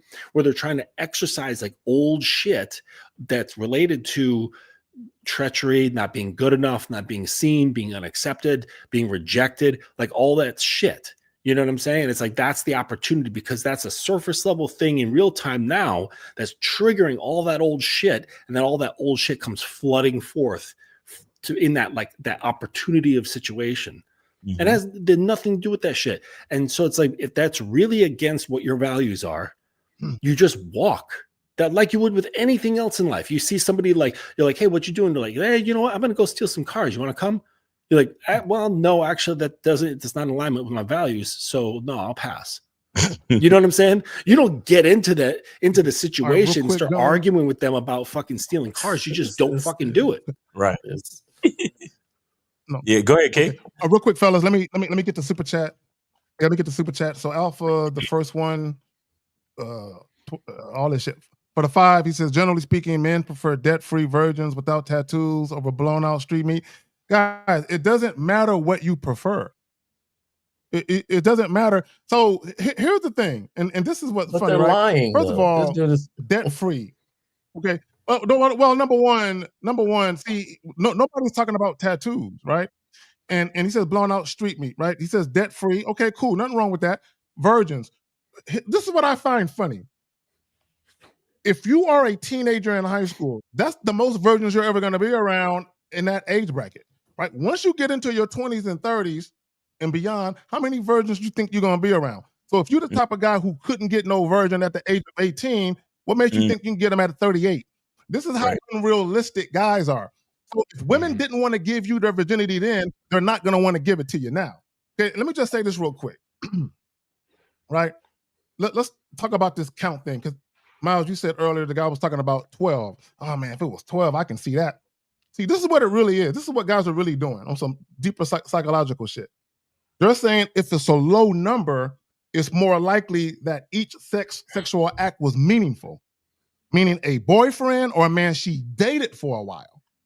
But once you start to get into the double digits, the 20s, 30s, now they're saying, oh, you had a whole lot of casual sex. That's why I think the number for them is important, because then they can try and cope with it and say, okay, if it's 4 or 5, maybe they were all meaningful. Or maybe you had like 1 or 2 casual sex encounters.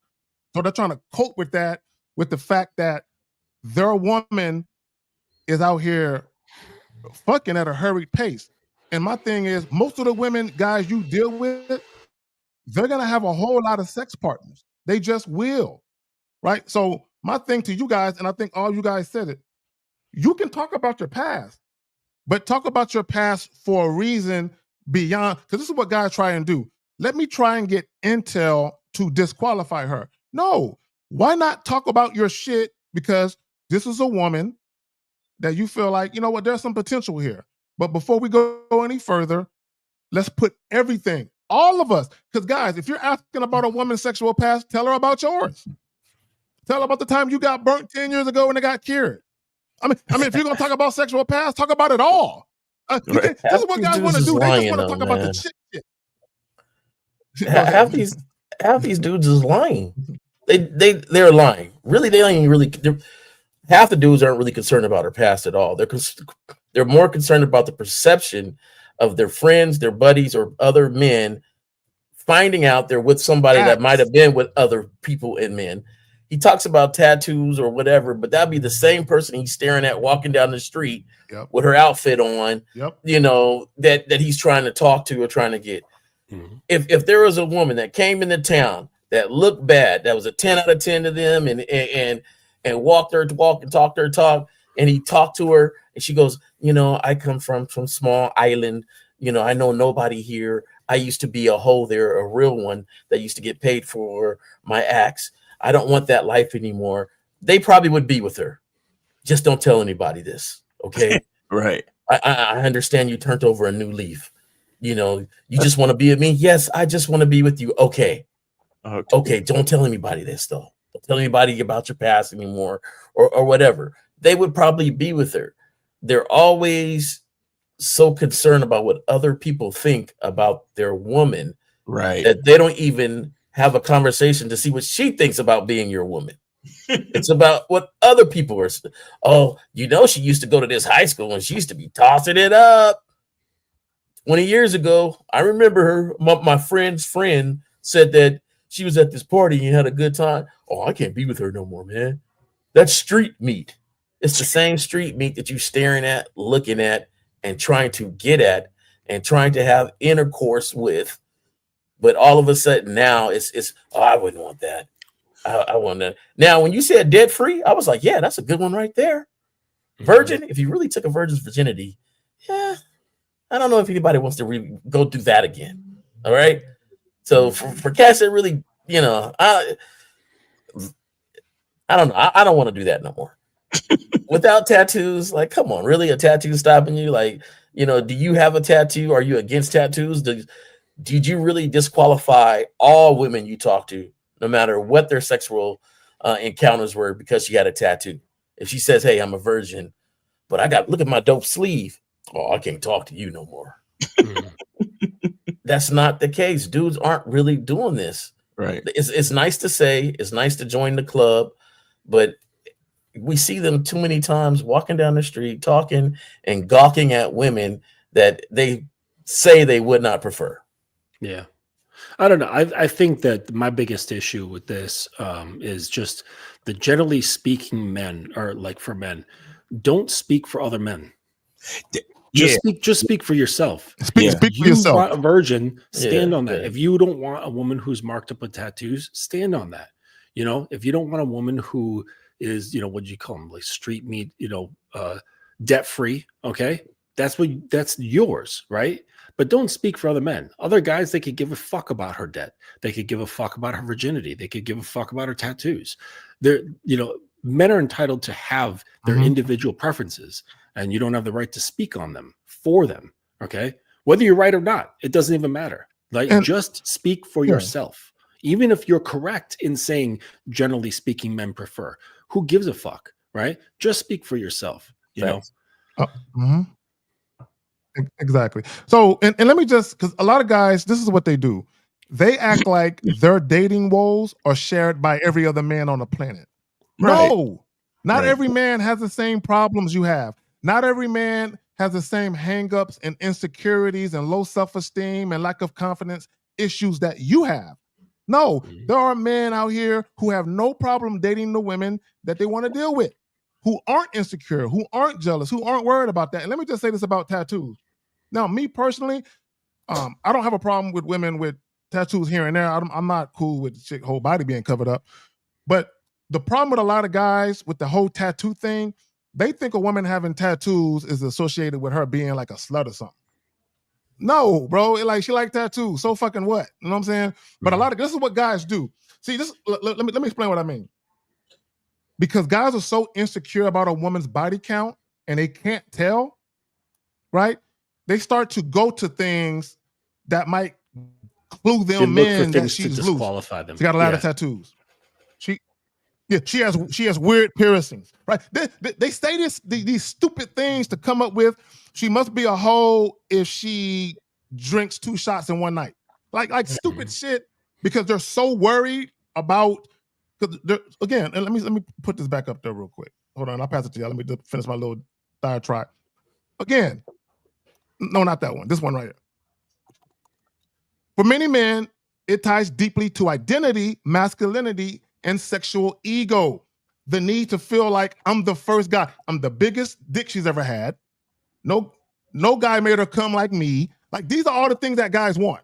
I want to be the best lover. I want to be the guy where she says, no guy has ever made me fall in love more than you. Guys want to be the best everything for a bitch. They want to be the best and the first. Bro, what world are you living in? What world? And you know what? And you know what that says? You know what that says, Zagan? That says I want to feel a certain way.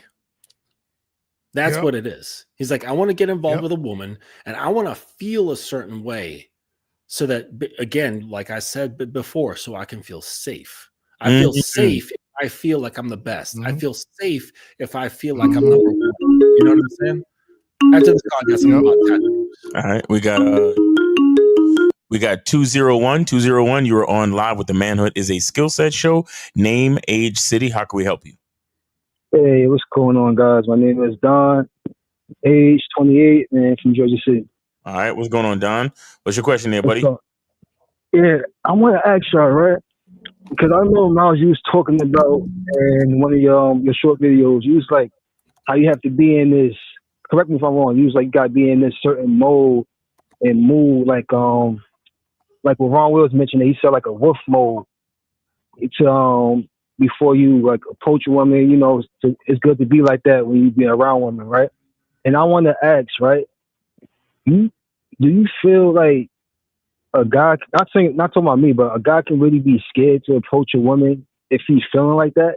Like, say like he horny, he see a girl he really want to smash, you feel that a guy can actually, you guys feel that a guy can actually be scared to, make that move happen? Are you scared? No, not me. Okay, so why worry about what other men are feeling? Well, let's talk about you. What's up with you? I'm gonna bring it to me because it's been times where like I be in the mood. When I'm not in the mood, I see something that like I'd be like, I smash that, but I don't make a move because it's like I'm not that beat. But when I'm in the mood, it's a different breed. Wait, you said you're not that weak? No, I said it's a different breed. It's a different breed. I think what he's I think what you're saying is that like when you're in the mood to fuck, maybe just testosterone's feeling high or whatever, maybe you're having a great day, then you're more inclined to approach women. But then other times, when you're not in the mood, you don't have the inclination to approach women. Is that what you're saying? Yes. Okay. So that's the ebb and flow of your brain chemistry and your hormones. Not a big deal. Hey guys, I'm not talking about no other guy. I'm just it's like referring to me, but I'm just saying like in general. No, caller, real quick. Hold on, caller, real quick. Hold on, real quick. Let me say this. I think I don't want to use the word dangerous. I think a lot of times when you only approach women when you're horny, that energy comes out in your interactions as needy and desperate because you're horny. Okay. And I don't think guys understand the power of how you're moving, the power of your emotions and your energy because you're in heat, you're horny. So my thing is, why not just talk to women you are attracted to? You don't gotta fuck them to. What's that noise in the background, bro? You drilling something, nigga? You making something? What's good with you? I just got off. They drilling and whatnot. You building a shelf over there? Okay, all right. So real quick, my brother, real quick. Okay, real quick. No, real quick. So what happened? So I'll just use myself as an example. I don't have to be horny to talk to a woman that's visually appealing to me. Right? I don't have to want to fuck her right now, right? So I can talk to her, have a very pleasant conversation, a very purposeful conversation, hit her with the dish, and I can fuck her later when I am horny. It's kind of like when I go grocery shopping, I'm not trying to eat all the food tonight, nigga. I'm trying to put some away for later. I might get hungry a week from now. Same thing with a chick. I'm not horny right now, but I might be horny in 72 hours. She could be the one that fixed that for me. You know what I'm saying?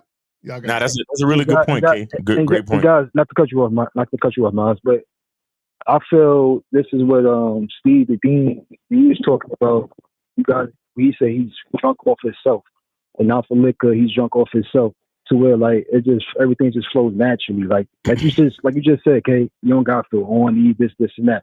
I feel that's what you meant, right? When you say being drunk off himself, where everything flows naturally, not just with women, but like his life in general. Right? Yeah, drunk off self isn't being horny. Actually, you should have command of your lust.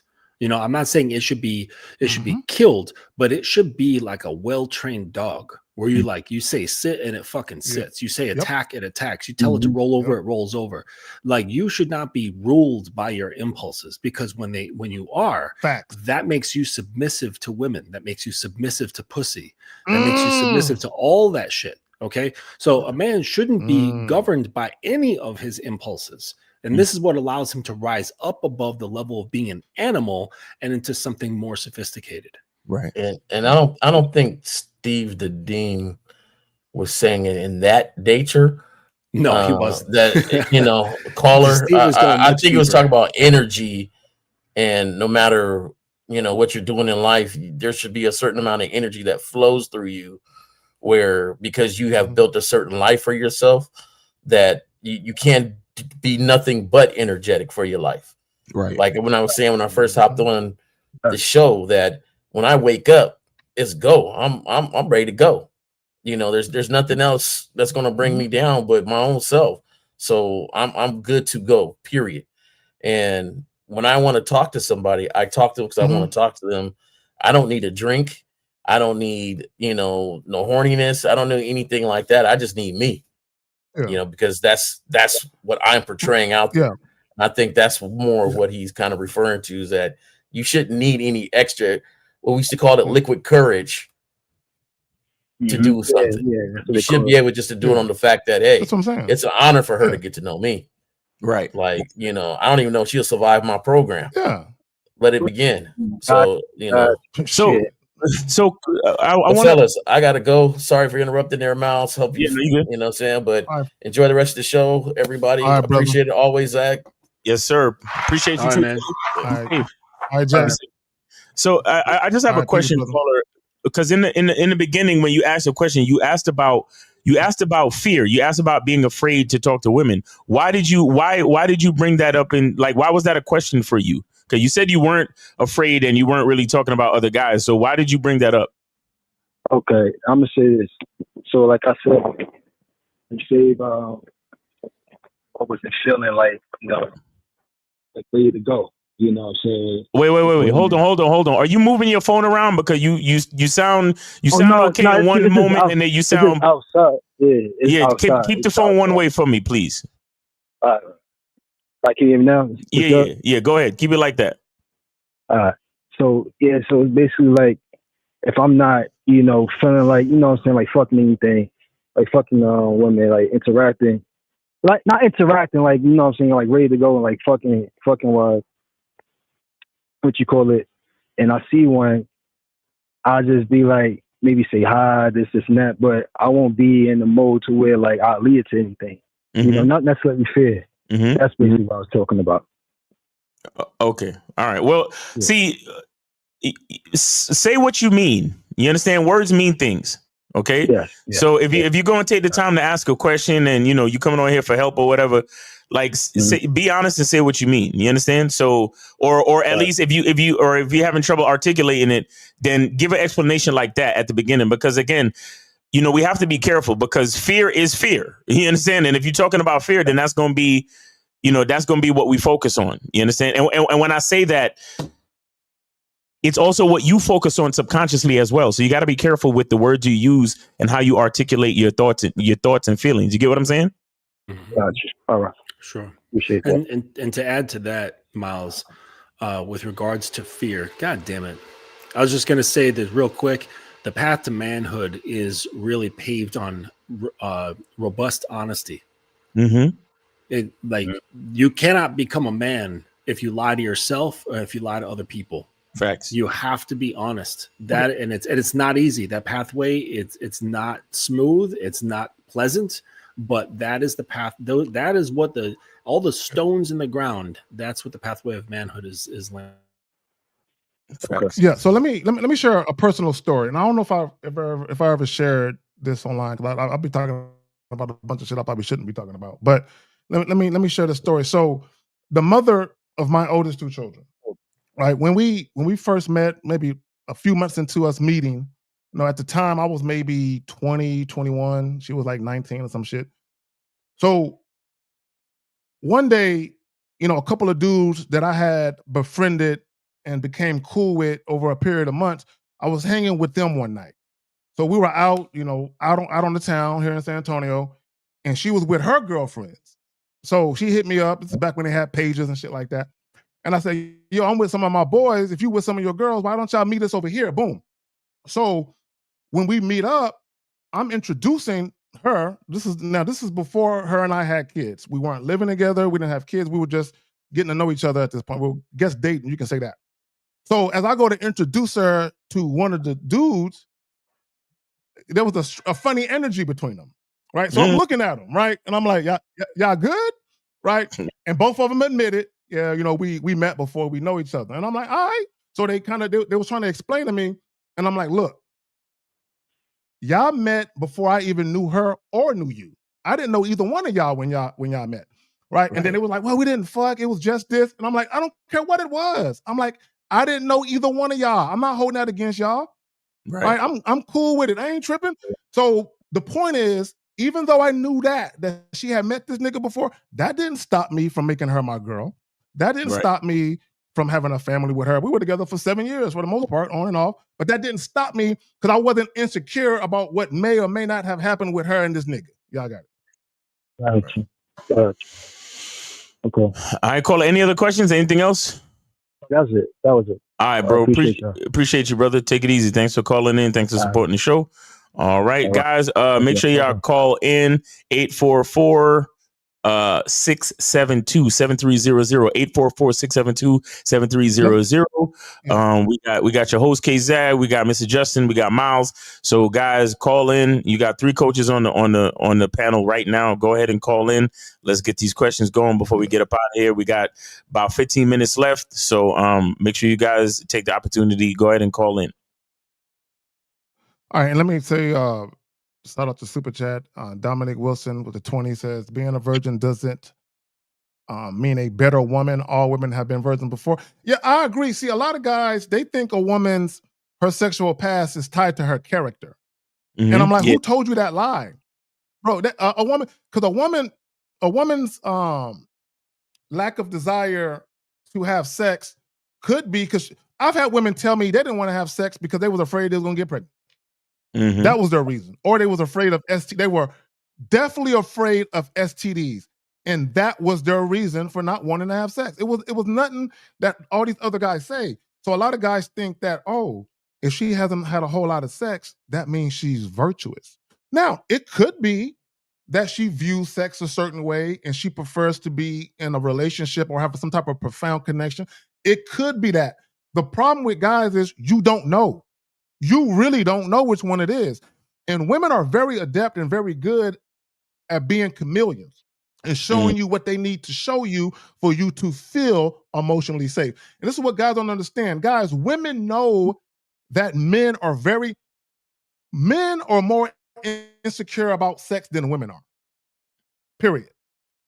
Women know this already. Sure. Women know that men in general, just men in general, or really males, hold sex in this lofty, pedestalized, ornamental way. They know you view sex that way. So because women know, it's like this. If you have an enemy, and I'm not saying women are our enemies, but if you have an enemy and you know their weakness, you can fuck them up over and over again. You can and that's exploit your them. weakness. You can exploit them. Your sexual ego, and this is what guys don't understand. Part of the problem that a lot of you guys have in your dating life is tied to your sexual ego. Y'all better stop that shit. It's hurting you, bro. Yeah, I mean, like, their woman could be a virgin and be a fucking cunt. So and she could have a number of partners, and she could be completely kind and generous and easygoing. Yep, and respectful. Yep. 602. You're on live with the Manhood is a Skill Set Show. Name, age, city. How can we help you? Yes, this is Frank, Arizona, 41. All right, go ahead, Frank. Shout out to the panel. I have a question. Yes, sir. Appreciate you. Yeah. So I was wondering because I was listening to the show, I think just maybe yesterday or the day before, where Lacari has said that if you don't look good, you have no game. So I was wondering, so if I just don't feel like working out no more and I'm just being lazy, does that mean I lost my game? Well, no. So you have to. It's about self-perception. It's about self-perception. It's not about going to the gym, right? It's about you having an understanding with yourself that you should or that you want to go to the gym, but you're just being lazy or inconsistent. Right. And so it's not about the gym. It's about the promises that you make to yourself. And when you keep the promises that you make to yourself, it is an indicator that you love yourself. And the energy that comes from loving yourself is what allows you to look good when you interact with other people, because there's a certain level of inner confidence and love and energy that comes from that.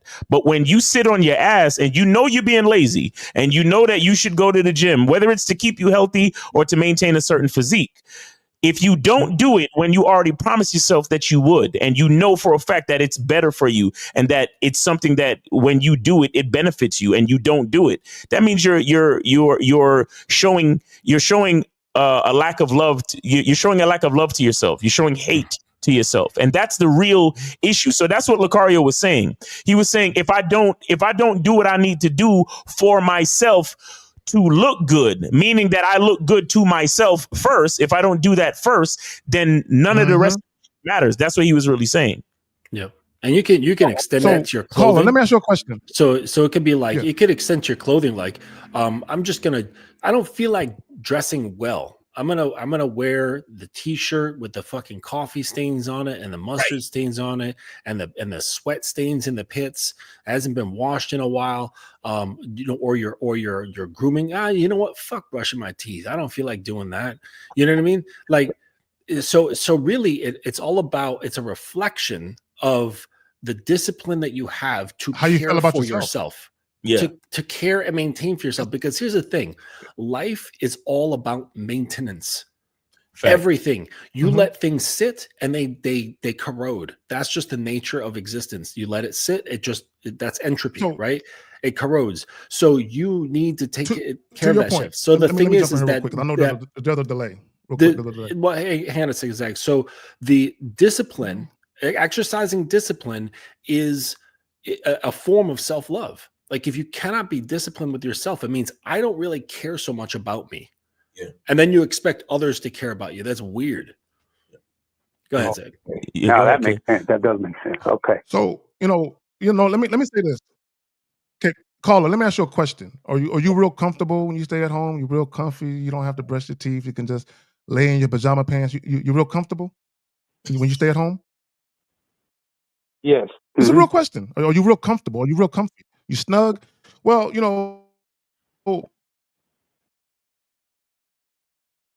being comfortable is a beautiful place to be, but no, you're not growing and you're not evolving. Right. Okay, I need you to understand that. You're not growing and you're not evolving. Okay, here's the thing. Okay. I don't really necessarily agree with depression unless you're talking about clinically depressed, and that's something that you're usually diagnosed with. But I do know that one of the symptoms of depression is things you used to take an interest in, you no longer take an interest in.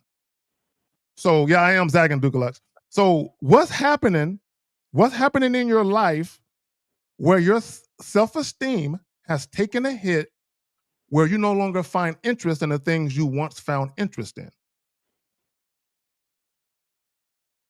No, I guess going through a divorce. I just don't feel like since my wife gone. I don't need to. You see now we see. You see. So You're that means depressed over a woman. But go ahead, Miles. Yeah, thanks. What you're exhibiting is, you're basically saying that you were only taking care of yourself for your wife. You weren't taking care of yourself for yourself. You understand that? Right. Mm-hmm. And that's the disappointing part.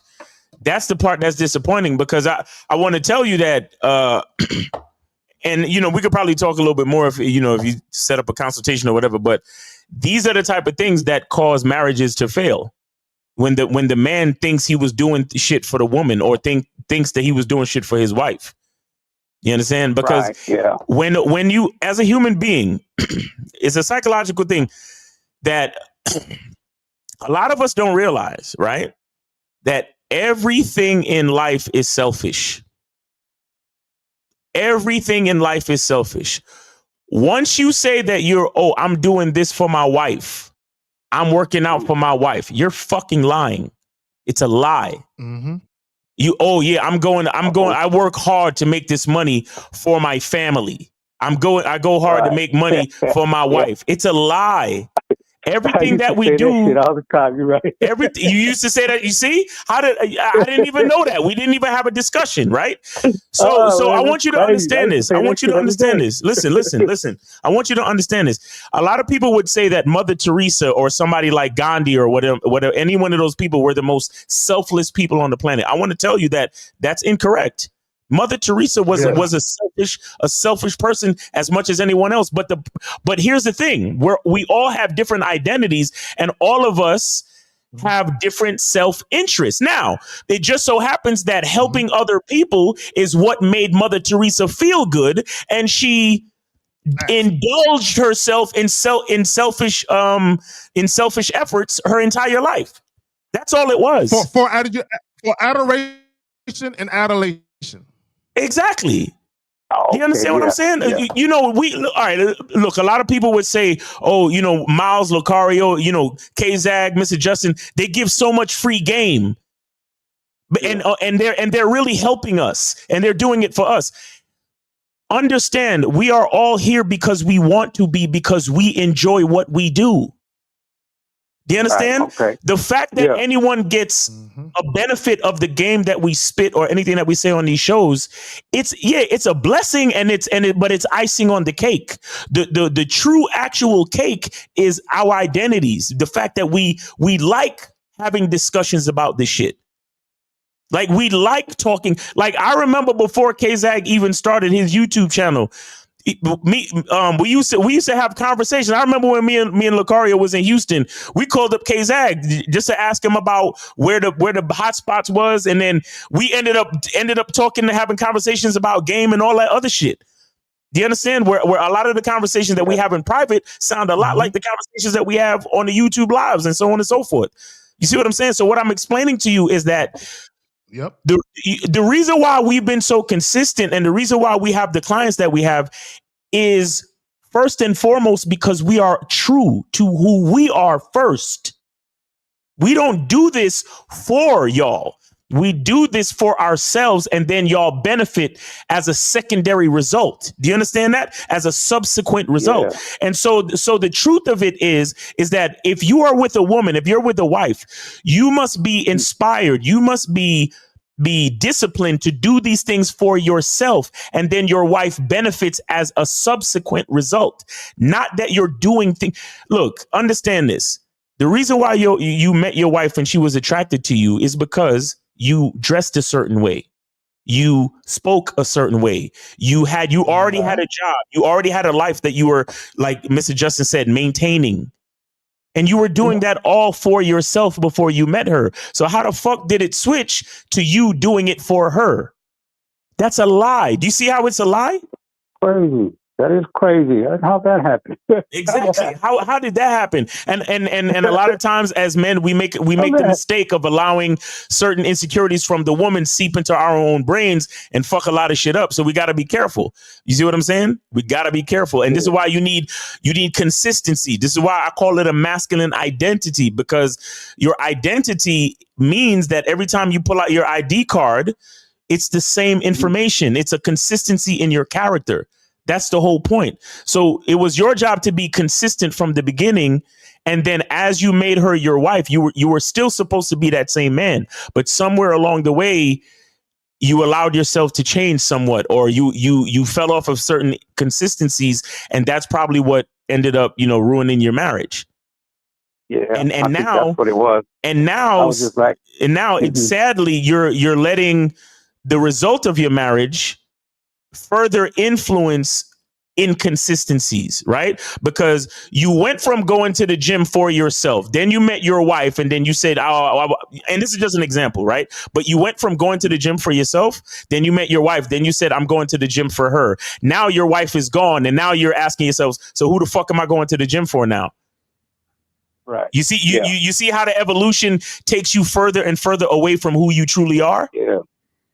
Yeah, that's like that old saying that if you don't watch the waves in the ocean, you end up in the middle of the ocean. You don't even know how that happens. Yeah, exactly. The riptide will pull you to the middle of the sea. You understand that you don't realize how you got there. Yeah. Because okay, yeah, I feel that now. Okay, yeah, man, I don't feel good about the fact that you had to go through a divorce, but appreciate the experience and make sure you learn something from it. Okay. Okay, I got you. Thank you. Appreciate y'all. Appreciate you, brother. Keep up the good work, y'all. God bless. Yes, sir. Take it easy. Have a great day. All right. Miles, so many guys are like that. They'll do like whatever work they need to do, like out on the dating market, while they're with a woman, developing a relationship.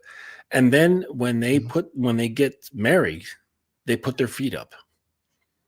And this is really, really common, really common. They're like, all right, I did the thing. It's solid now.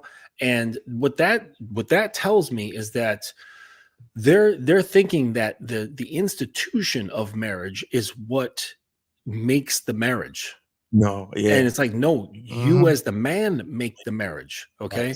How you show up, how your mentality is, how your presence is, how your influence is.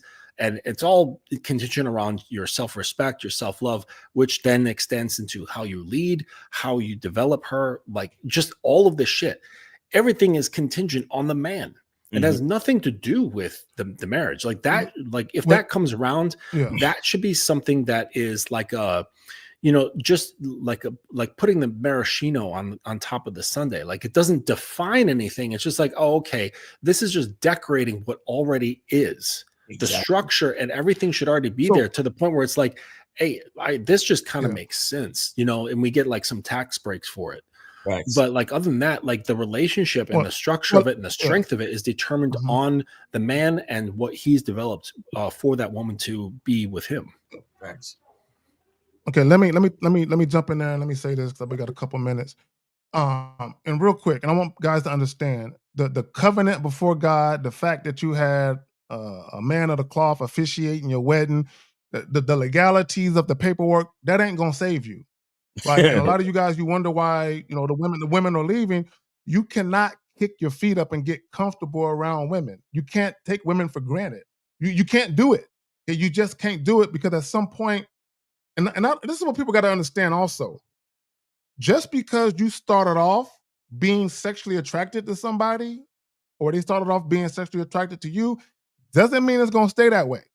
Okay, your woman in about 2 or 3 years could look up and be like, I don't want to fuck him no more. I'm not attracted to him no more. He's gaining weight.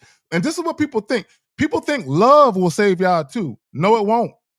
No, it won't. If you no longer are appealing sexually to that person, yeah, they still might love you and care about you, but that's not going to keep them from fucking somebody else. Right? That matters. Whatever you did, and it's not about keeping women, right? And that's the caller, the reason why he lost interest in doing what he was doing, because he was trying to keep her. And once he realized he couldn't keep her, he stopped trying to take care of himself, because he was only doing it for her. And Miles, you said it started off, he was doing it for himself, but guys, and this is what guys, and I'm guilty of doing this, right? Okay, not lately, but when I was younger. When you get into a relationship, you take your individuality and your and you as a man, and you somehow lose that. And now you got this woman, and no, bro, you need to keep your individuality, you need to keep your sovereignty and your autonomy. You need to keep that and understand that your life will be a revolving door for women.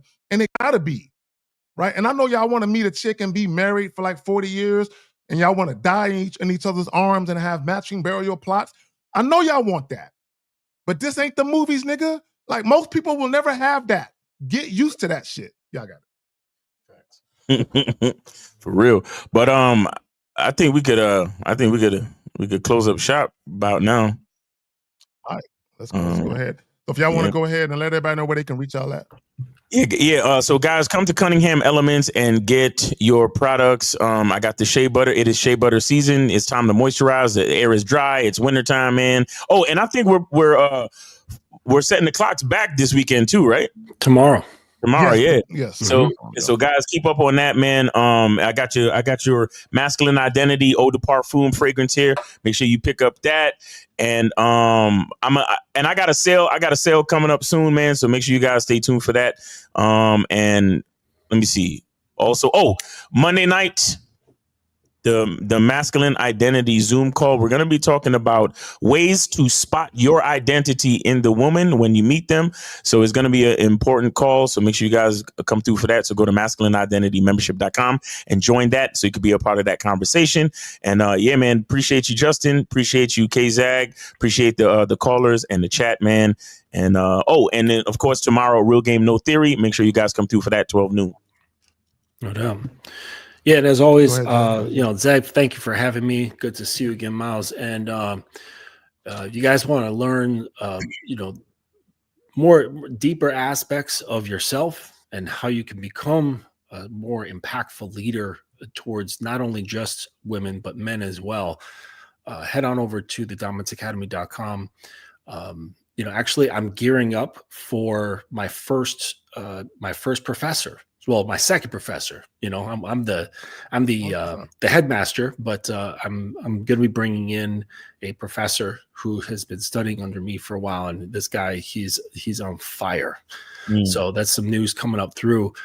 Books are coming through, and I do have a new section on the website. It's called it's under tutorials, And this is, just short lessons that some are more advanced. I'm making some stuff that's a little bit more entry level as well.